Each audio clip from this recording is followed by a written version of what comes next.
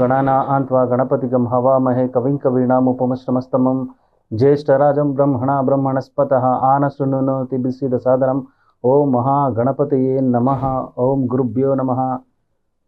ಎಲ್ಲ ನನ್ನ ವೀಕ್ಷಕರಿಗೆ BN ಕನ್ನಡ ಚಾನಲ್ ವತಿಯಿಂದ ನಿಮ್ಮ ನಮೋರಜತ್ ಮಾಡುವ ನಮಸ್ಕಾರಗಳು. ಬನ್ನಿ, ಈ ಒಂದು ಜ್ಯೋತಿರ್ಗಮಯ ವಿಶೇಷವಾದ ಕಾರ್ಯಕ್ರಮಕ್ಕೆ ನಿಮಗೆಲ್ಲರಿಗೂ ಸ್ವಾಗತ.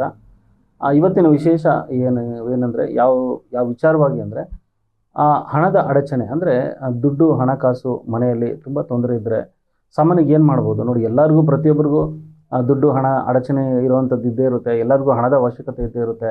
ಮನೆಯಲ್ಲಿ ತುಂಬ ಅತಿಯಾದ ಒಂದು ದರಿದ್ರ ಆಗಲಿ, ತುಂಬ ತೊಂದರೆ ಆಗುವಂಥದ್ದು, ಸ್ತ್ರೀಯರಿಗೆ ಅತಿಯಾದ ಒಂದು ಕಿರುಕುಳ ಆಗುವಂಥದ್ದು, ಮನೆಯಲ್ಲಿ ಏನೋ ಹಿಂಸೆ ಆಗ್ತಿರುವಂಥದ್ದು, ಅಥವಾ ಮನೆಯಲ್ಲಿ ಸ್ತ್ರೀಯರೇ ಹುಟ್ಟದೇ ಇರುವಂಥದ್ದು, ಹೀಗೆ ಹಲವಾರು ರೀತಿಯಲ್ಲಿ ನಮಗೆ ಒಂದು ತೊಂದರೆ ಆಗುವಂಥದ್ದು. ಅಂದರೆ ಹಣದ ವಿಚಾರದಲ್ಲಿ ಹೆಚ್ಚಿನ ಮಟ್ಟದಲ್ಲಿ ತೊಂದರೆ ಆದಾಗ ಮನೆಯಲ್ಲಿ ಏನು ಮಾಡ್ಬೋದು, ಅದಕ್ಕೆ ಕೆಲವೊಂದು ನಾನು ಕೊನೆಯಲ್ಲಿ ಒಂದು ಮಂತ್ರ ತಿಳಿಸ್ಕೊಡ್ತೀನಿ.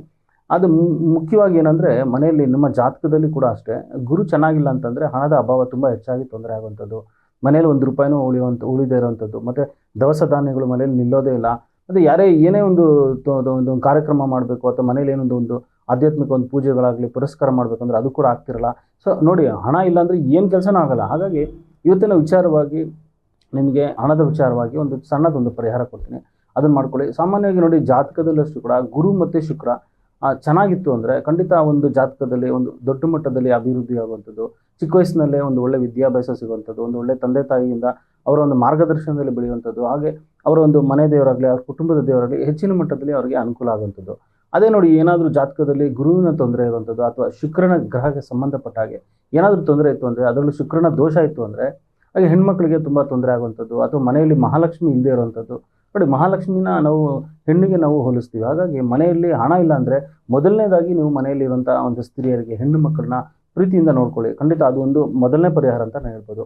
ಎರಡನೇ ವಿಚಾರನೇ ಅಂತಂದರೆ, ಮನೆಯಲ್ಲಿ ಒಂದು ಮಂತ್ರ ಕೊಡ್ತೀರಾ, ಆ ಮಂತ್ರನ ಪ್ರತಿನಿತ್ಯ ನೀವು ಆ ಮಂತ್ರವನ್ನು ಹೇಳೋದ್ರಿಂದ ಮನೆಯಲ್ಲಿ ಒಂದು ದುಡ್ಡಿನ ಹಣದ ಏನು ಅಡಚಣೆ ಇದೆ ಅದು ನಿವಾರಣೆ ಆಗುವಂಥದ್ದು. ಮೊದಲನೇದಾಗಿ ನಿಮಗೆ ಚತುರಾಕ್ಷರಿ ಮಂತ್ರ, ಅಂದರೆ ಶ್ರೀ ಮಹಾಲಕ್ಷ್ಮಿ ವಿಶೇಷವಾದ ಮಂತ್ರ ಹೇಳ್ತೀನಿ. ಆ ಮಂತ್ರ ನೀವು ಜಪಿಸಿ, ಅದನ್ನು ಶುಕ್ರವಾರದೊತ್ತು ನೀವು ಬೆಳಗ್ಗೆ ಎದ್ದು ಸ್ನಾನಾದಿ ಮುಗಿಸಿ ಒಂದು ಲಕ್ಷ್ಮೀ ಚಿತ್ರಪಟ ಅಥವಾ ಲಕ್ಷ್ಮೀ ವಿಗ್ರಹ ಇದ್ದರೆ ನಿಮಗೆ ಅದನ್ನು ಶುದ್ಧಿ ಮಾಡಿ, ಅದಕ್ಕೆ ಗಂಧ ಮತ್ತು ಕುಂಕುಮ ಅರಶಿನ ಹಾಕುವಂಥದ್ದು, ಅದಕ್ಕೆ ನೀವು ಆ ಲಕ್ಷ್ಮೀ ಅಂಜನ ಇದ್ದರೂ ಹಾಕುವಂಥದ್ದು ಹಾಕಿ, ಅದಕ್ಕೆ ತಾಯಿಗೆ ಒಂದು 2 ಬಾಳೆಹಣ್ಣು ಅಥವಾ ನಿಮ್ಮ ಮನಸ್ಸಲ್ಲಿ ಎಷ್ಟು ನೈವೇದ್ಯ ಮಾಡಬೇಕು ಅನಿಸಿದೆ ಅಷ್ಟು ನಿಮ್ಮ ಕೈ ಎಟುಕುವಷ್ಟು ರೀತಿಯಲ್ಲಿ ಮಾಡಿ ಸಜ್ಜಿಗೆ ಮಾಡ್ಬೋದು, ಅಥವಾ ನಿಮ್ಮ ಒಂದು ಪಂಚಫಲ ಇಡುವಂಥದ್ದು. ಹಾಗೆ ಏನೂ ಆಗಲಿಲ್ಲ ಅಂದರೆ 2 ಬಾಳೆಹಣ್ಣು, 2 ಎಲೆ ಅಡಿಕೆ ಮತ್ತು ₹1 ಕಾಣಿಕೆ ಇಟ್ಟು ನೀವು ಪೂಜೆ ಮಾಡುವಂಥದ್ದು. ಉತ್ತರಾಭಿಮುಖವಾಗಿ ಈ 4 ಅಂದರೆ ಚತುರಾಕ್ಷರಿ ಮಂತ್ರವನ್ನು ಹೇಳೋದು ಉತ್ತಮ. ನೋಡಿ, ಆ ಚತುರಾಕ್ಷರಿ ಮಂತ್ರ ಬಂದು ಐಂ ಶ್ರೀಂ ಹ್ರೀಂ ಕ್ಲೀಂ. ಈ ಮಂತ್ರನ ನೀವು ಹೇಳುವಂಥ ಐಂ ಶ್ರೀಂ ಹ್ರೀಂ ಕ್ಲೀಂ. ಈ ಚತುರಾಕ್ಷರಿ ಮಂತ್ರನ 108 ಅಂದರೆ ಒಂದು ಮಾಲೆಯಷ್ಟು ಜಪ ಅಂತೀವಿ. ಅದನ್ನು ಉತ್ತರಾಭಿಮುಖವಾಗಿ ನಿಂತ್ಕೊಂಡು ಕುಳಿತುಕೊಂಡು ಮಾಡೋದ್ರಿಂದ ಕೂಡ ನಿಮಗೆ ಮಹಾಲಕ್ಷ್ಮಿ ಒಲಿಯುವಂಥದ್ದು, ಮನೆಯಲ್ಲಿ ದುಡ್ಡು ಕಾಸು ಹಣ ಒದಗಿ ಬರುವಂಥದ್ದು, ಹುಡ್ಕೊಂಡು ಬರುತ್ತೆ. ನೋಡಿ, ದಶದಿಕ್ಕುಗಳಿಂದನೂ ಮಹಾಲಕ್ಷ್ಮಿಯ ಒಂದು ಪೂಜೆ ಮಾಡೋದ್ರಿಂದ ಆ ಅಮ್ಮನ ಒಂದು ಬೀಜಾಕ್ಷರಗಳಿಂದ ಅನುಕೂಲ ಆಗುವಂಥದ್ದು. ಇನ್ನೊಂದು ಮಂತ್ರ ಏನಂದರೆ ಈ ಲಕ್ಷ್ಮಿಯ ದಶಾಕ್ಷರಿ ಮಂತ್ರ. ಲಕ್ಷ್ಮಿಯ ದಶಾಕ್ಷರಿ ಮಂತ್ರ ಹೇಳ್ತೀನಿ ನೋಡಿ. ಓಂ ನಮಃ ಕಮಲವಾಸಿನ್ಯೇ ನಮಃ, ಓಂ ನಮ ಕಮಲವಾಸಿನಿಯೇ ನಮಃ. ನೋಡಿ, ಈ ದಶಾಕ್ಷರಿ ಮಂತ್ರ ವಿಶೇಷ ಮಂತ್ರ, ಇದು ಸರ್ವಶ್ರೇಷ್ಠವಾದ ಮಂತ್ರ ಅಂತ ಹೇಳುತ್ತೆ. ನೋಡಿ, ಕೆಲವರಿಗೆ ದೊಡ್ಡ ಮಂತ್ರಗಳು ಹೇಳೋಕ್ಕಾಗೋದಿಲ್ಲ, ತುಂಬ ಒಂದು ಸರಳವಾದ ಮಂತ್ರ, ಇದು ಖಂಡಿತ ಆಗುವಂಥದ್ದು. ಇದನ್ನು ನೀವು ಮಾಡಿ ಶುಕ್ರವಾರದೊತ್ತು ಹೇಳಿ, ಒಂದು ದೇವರಿಗೆ ಒಂದು ಪೂಜೆ ನೈವೇದ್ಯಗಳು ಮಾಡಿ, ಧೂಪ ನೈವೇದ್ಯಗಳನ್ನ ಮಾಡಿ, ಒಂದು ತೆಂಗಿನಕಾಯಿನ ಹೊಡೆದು ಆಮೇಲೆ ಉತ್ತರಾಭಿಮುಖವಾಗಿ ನೀವು ಕೂತ್ಕೊಂಡು ಈ ಒಂದು ಮಾಲೆಷ್ಟು ಜಪ ಮಾಡಿದ್ರೆ ಖಂಡಿತ ನಿಮಗೆ ಮಹಾಲಕ್ಷ್ಮಿ ಒಲಿಯುವಂಥದ್ದು, ಮನೆಯಲ್ಲಿ ನಿಮಗೆ ಒಂದು ಬಡತನ ಆಗಲಿ ದಾರಿದ್ರ್ಯ ಏನಿದೆ ಅದು ನಿವಾರಣೆ ಆಗುವಂಥದ್ದು. ಸೊ ಖಂಡಿತ ಎಲ್ಲರಿಗೂ ಮಾಡಿ. ಮತ್ತೆ ನಾವು ಸಿಗೋಣ.